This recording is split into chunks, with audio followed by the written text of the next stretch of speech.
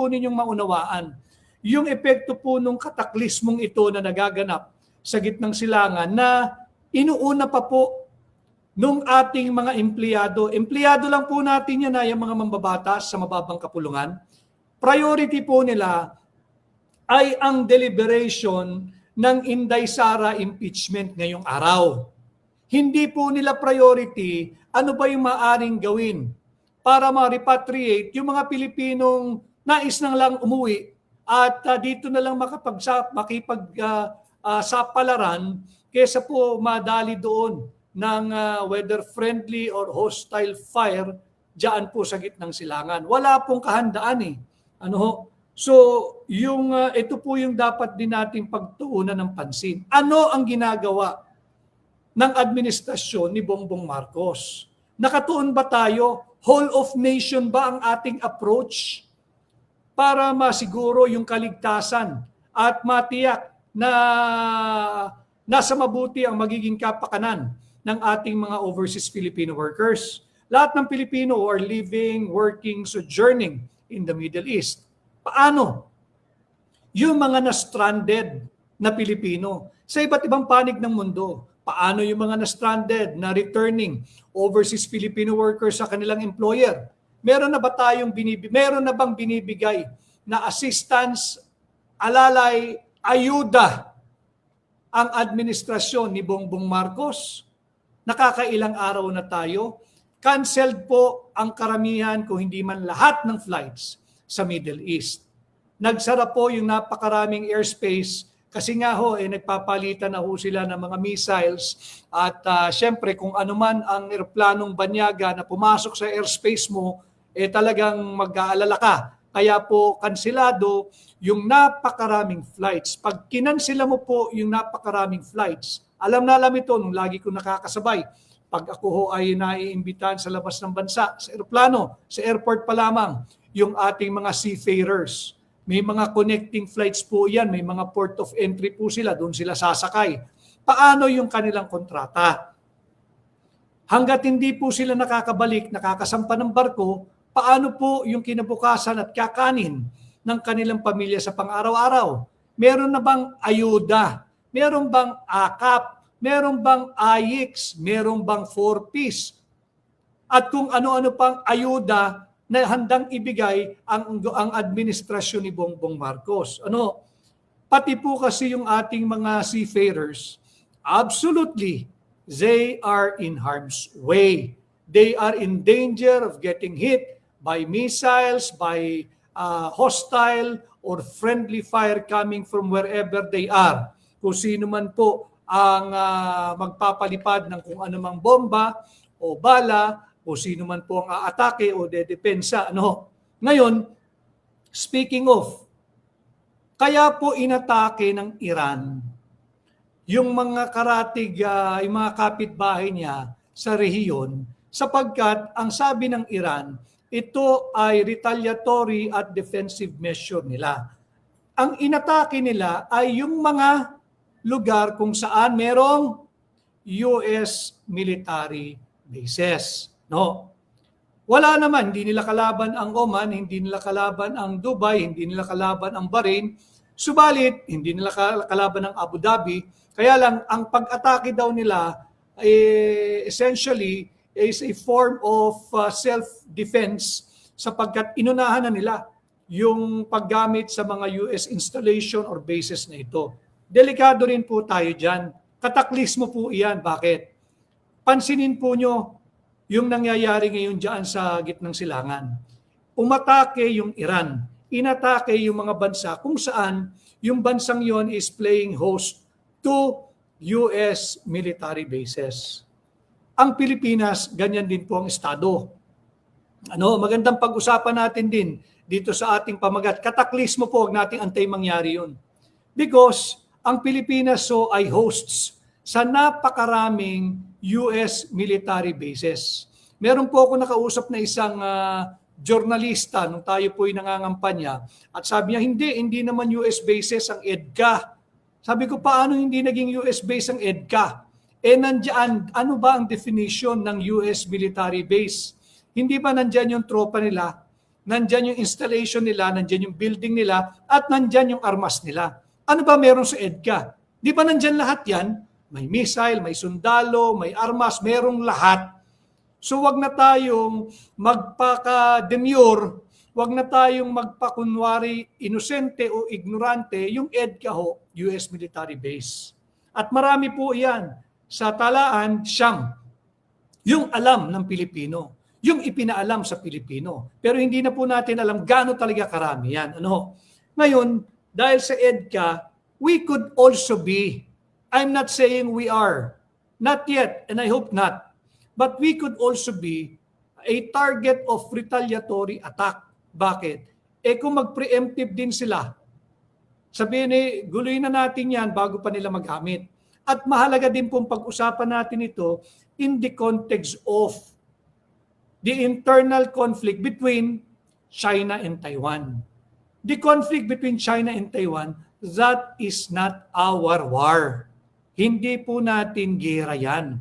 Nakita nyo na po, I am taking advantage of what is happening now in the Middle East to discuss this amongst you. So nakikita nila yung visual. Nanonood naman siguro kayo ng foreign news, local news, wag na po yan. Yung mainstream media natin, wala yan. Wala yan. Yung foreign news. Yung conflict po ng China at Taiwan, out po tayo dyan. That is not our war. Internal po nila yan. Ang problema, makakaladkad po tayo dyan. Pag pumasok na rin ang Estados Unidos, suportahan ng Taiwan, at manggagaling ang kanilang puwersa, bukod sa kanilang floating bases, yung warship, meron po silang mga base militar dito sa ating bansa. Kaya ang ating panawagan sa administrasyon, kasalukuyan kay Bongbong Marcos, diplomacy ang ating pairalin, hindi yung brinkmanship. Dapat maging marahan, dapat malumanay, rahan-rahan, malamig ang ulo, wag na po munang magsasalita. Yung lalo na yung mga opisyal ng administrasyon ni Bongbong Marcos, na alam ho ninyo, hindi po nakakatulong. Yung mga matatapang na rhetoric, yung mga provocative statements, yung mga incendiary o maanghang na pahayag. Dapat po yan, let us not abandon yung path or yung avenue ng diplomacy, yung political at yung diplomatikong pamamaraan ng pag-uusap. Wag po nating iwanan yan, nakita naman natin yung nangyari sa Dubai, mga kababayan, ang dami ng Pilipino nakapunta sa Dubai at maraming Pilipino nasa Dubai. Yung nangyari po sa Dubai, sa Riyadh, sa Oman, sa Qatar, sa Kuwait, dahil po sila ay mayroong mga hino-host na US military bases, tinarget po sila ng bansang Iran. Advance na po ang defense weapon system nito. Advance na po yan, may sarili sila, mayayamang bansa ito. Mayayaman po ito, yung military nila, yung Navy, yung Air Force, lahat. Tumatagos po yung bomba tumatagos po yung missile na ibinabato ng Iran. Imaginein po nyo tayo. Di ba? Ano sinasabi nila? Hindi, meron tayong pinahiram ng Amerikano ng kanilang mga missile. Hindi ho tayo pwedeng pumasok lang sa isang digmaan o makalad ka sa isang digmaan kung nakaasa tayo sa pinahiram na missile o kung tayo maasa na pagtatanggol tayo ng isang bansang higit malakas sa atin. I hope their calculation and projections are correct. Paano kung hindi? And they will leave us to our own devices. Wala nga tayo nun. Ibig mo sabihin, sasaluhin na lang natin lahat. Diba? Imagine nyo, ulitin ko, yung Dubai, yung Riyadh, yung Oman, yung Qatar, yung Kuwait, at yung Bahrain. May mga advanced defense system na po ito. Tumatagos pa po yung mga bomba ng Iran. Mano pa ang Pilipinas? Diba? In case na mag-escalate po, yung problema ng China-Taiwan, internal po iyan At hindi dapat makialam ang Pilipinas, hindi tayo dapat manghimasok, hindi rin tayo dapat magpahintulot na gamitin yung mga EDCA sites. Sinabi mismo ni Bongbong Marcos, di ba? Yung EDCA sites are meant for humanitarian purposes. Nakailang baha na po tayo, and dami na nga nalunod dahil ninakaw yung pondo ng flood control eh. Wala namang nakitang tulong na may mga nagre-rescue na sundalo o personnel na Amerikano. Kaya dapat to yung China-Taiwan conflict, that is not our war. Hindi tayo dapat magpaloob, hindi po tayo dapat sumali, otherwise many will suffer. You and I will suffer, most especially our young. Sa Israel at sa Iran, suspendido po yung klase yung eskwela ng mga kabataan. Imaginein mo, kung mangyari sa atin, suspendido ang eskwela. Hindi ba't kulelat na tayo pagdating sa international standards? Kulelat tayo sa reading, kulelat tayo sa math, kulelat tayo sa science. Kawawa naman ho yung ating mga kabataan. At we must not abandon the political and diplomatic avenue in trying to de-escalate, diffuse, at magkaroon po ng normalcy kung ano man po yung ating hindi pagkakaunawaan pagdating diyan sa issue ng mga overlapping at conflicting claims. Hindi lamang ng China, meron pa hong claim, mas marami ang Vietnam. Diba? Meron din ang Malaysia, meron din ang Japan. Kailangan pairalin pa rin ang diplomatic at political path in trying to resolve ito pong mga problemang ito. Kung hindi, kataklismo po ang mangyayari. Again, habang bago po tayo mag-live, ulitin ko para lang po maggabayan kayo, tataas po bukas. Pagdating pagsapit po ng 12:01 midnight, tataas po ang presyo ng gasolina. Madadagdagan po ito ng 1 peso and 90 centavos. Ang diesel po, 1 peso and 20 centavos. Ang kerosene, 1 peso and 50 centavos per liter. At ang palitan po ngayon, nagsara po ito last week, 57.66. Ito po yung published rate.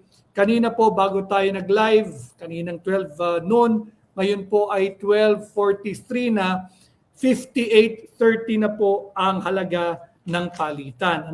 So dapat wag abandonahin ng administrasyon ni Bongbong Marcos yung political and diplomatic path. War on corruption. Yan, sasamahan po kayo ng sambayan ng Pilipino. War on corruption, na atin na pong linulunsad yan last year pa. War on looting of public funds. Yan po ang ating ilunsad. War on poverty. Huwag po yung war with any nation. Hindi po tayo handa.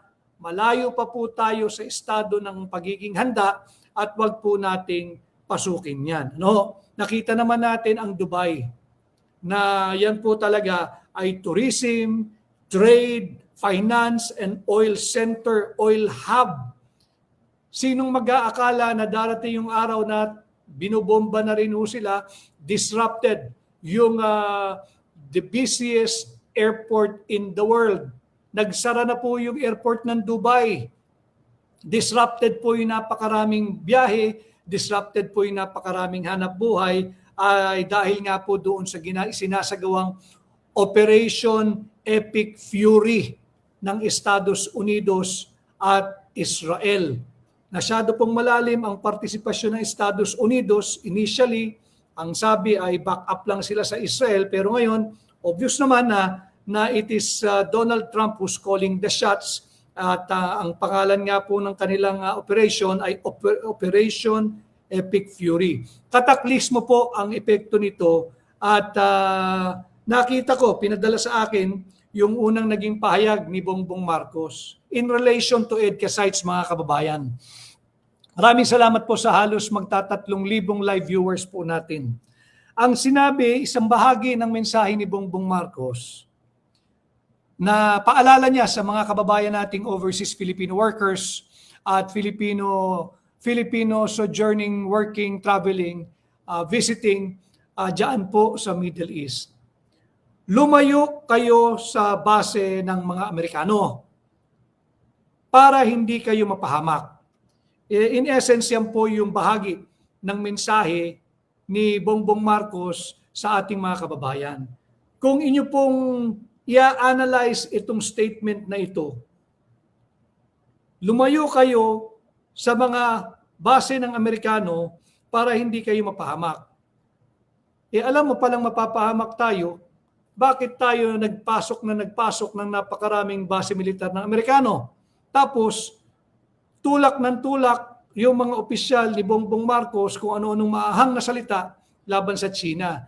Dapat po ang nagsasalita dyan ay yung Department of Foreign Affairs. Hindi po yung any man, lalo na not men in uniform. Iba ho kasi ang konteksto sa foreign relation pag ang nagbibitaw na ng salita ay sundalo, military, navy o naka-uniforme.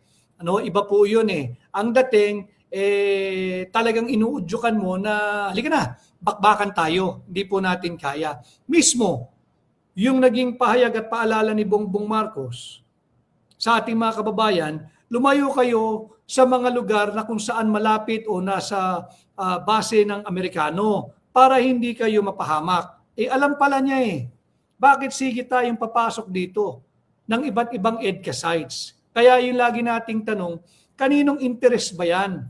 Interest pa ba ng Pilipino yan? O interest ng ating matagal ng alyado na hindi naman interest ng ordinaryong Pilipino? And again, hindi na po ito basta regional conflict o regional war na maituturing sapagkat engaged na ang United Kingdom nang sila ay nagpahintulot sa Estados Unidos na maaaring gamitin yung mga bases ng Estados Unidos na nakasituate or located sa United Kingdom upang magsagawa ng retaliatory or defensive strike. Sapagkat nga po, meron silang kailangan nilang protektahan ang British government, ang British interest, at ang British lives. So engaged na rin ang United Kingdom. Tuloy po tayo, pagkatapos ng kataklismo, tuloy po tayo sa maleta. Yung maleta po kasi mga kababayan ay sa gitna ng nagaganap na bombahan dyan sa Middle East. Magiging busy po ang ating mababang kapulungan, yung House of Representatives, upang pag-usapan, magkaroon ng deliberation tungkol sa impeachment laban kay Inday Sara. Kay Inday Sara. Sino ho ba ang mga uupo doon sa Justice Committee? Sabi po kasi doon sa desisyon ni Senior Associate Justice Marvic Leonen, ang impeachment complaint ay napakahalaga. Hindi ito dapat paglaruan at basta na lamang gagawing political tool. Sabi niya, yung impeachment, ang proseso ng impeachment, mahalaga yung mismong linalaman ng impeachment complaint. Pangalawa, hindi lamang ito usapin tungkol doon sa kung sino ang pinai-impeach. Kung hindi, kasali na rin kung sino ang nasa likod o kung sino-sino yung mga nagpapa-impeach. At siyempre, yung mismong proseso, sino ang magde-deliberate o magde-determine when it comes to, you've been always hearing this, sufficiency in form and substance. Balikan ho natin yung affidavit nung 18 sundalo. Hindi pa po tapos ang usapin dito. Mas mahalaga po para sa akin muna unahin yung kapakanan at kaligtasan ng ating mga overseas Filipino workers. Kaya po inuna natin kataklismo. Tuloy na po tayo sa maleta. Hindi po biro-biro yung linalaman ng affidavit. Sinumpaan po ito ng 18 sundalo. Mahalaga po itong ipakikita ko sa inyo sapagkat maraming nagdidiskredito doon sa 18 sundalo. Hindi naman daw po lahat Marines. Hindi naman talaga. Dahil po doon sa simula pa lamang, ang nagsabi na kay maliban kay, I'm reading from the affidavit, maliban kay Romel C. Galapon na dating enlisted personnel ng Philippine Army at Ray Neboy o Julian na isa namang reservist sa Philippine Army. So, wala pong mali dito.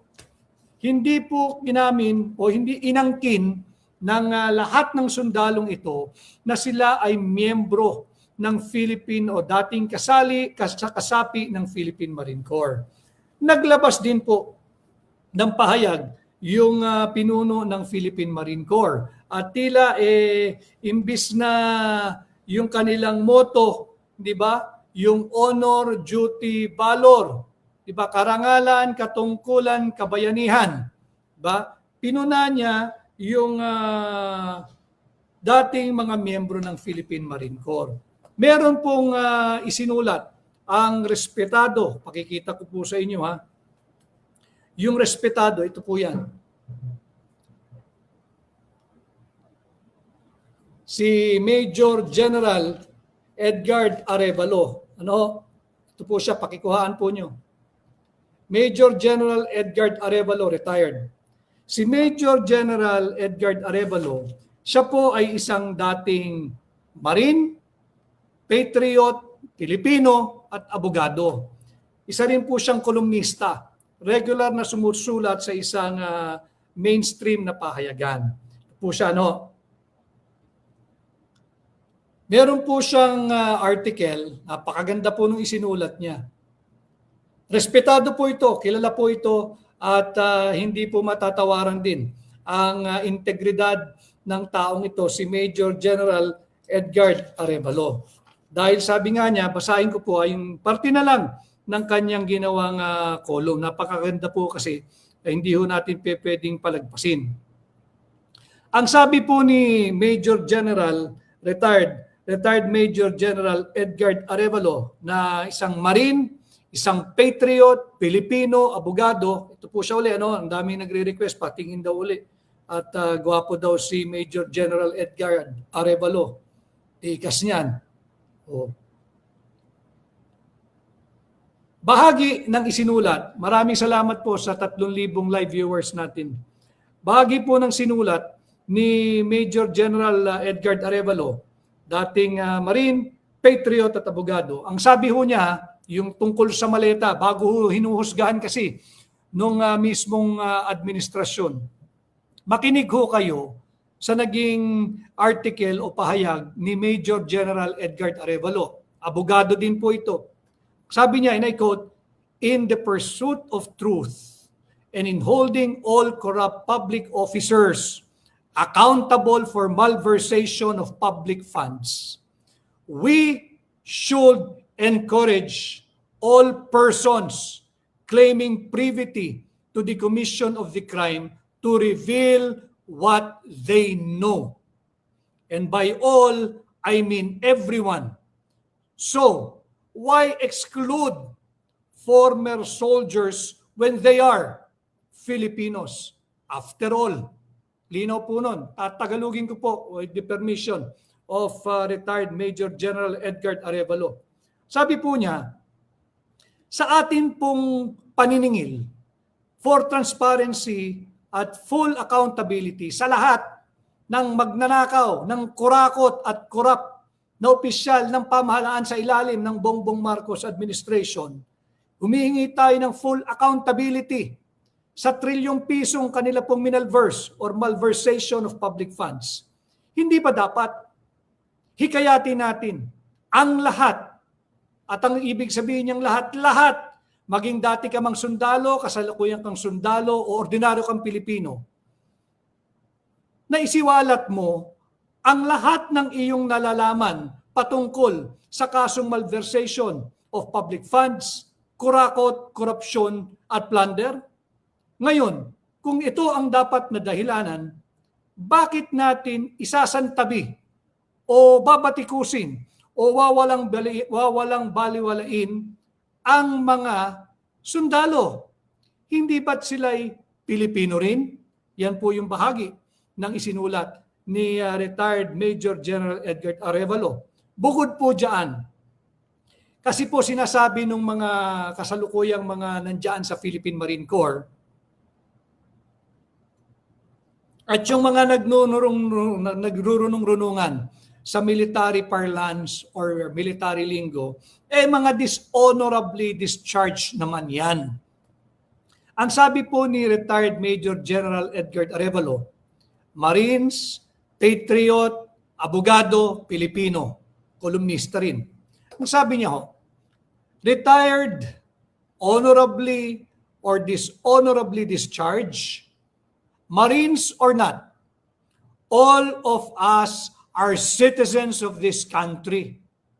We owe it to the next generation to hold public officers accountable and responsible for their intentionally unlawful acts. Intentional, ginamit niya yun. Improper performance of a lawful act and failure to act when a duty exists. Malinaw po yun. Titin ko yan po ay kataga na isinulat ni retired Major General Edgar Arevalo. Yung pangalawang bahagi, Tagalogin ko po, susubukan natin pasimplihin. Ang sabi ni retired Major General Edgar Arevalo, dating bahagi ng Philippine Marine Corps, retirado ka man, ikaw may na-discharge honorably or dishonorably, lahat tayo, regardless of katungkulan mo, kung paano ka nagretiro, kung paano ka nahiwalay sa serbisyo, lahat tayo ay Pilipino at lahat tayo ay may karapatan sa ilalim ng ating saligang batas. Obligasyon natin sa mga kabataang Pilipino kasalukuyan at sa mga darating pang henerasyon na tugisin at panagutin at gawing fully accountable ang mga nasa pamahalaan sa kanilang ginawang intentional na unlawful acts or maling pagsasagawa ng kanilang trabaho o ang maling pag-akto at pagganap ng kanilang katungkulan. Malinaw po yung naging pahayag na yan.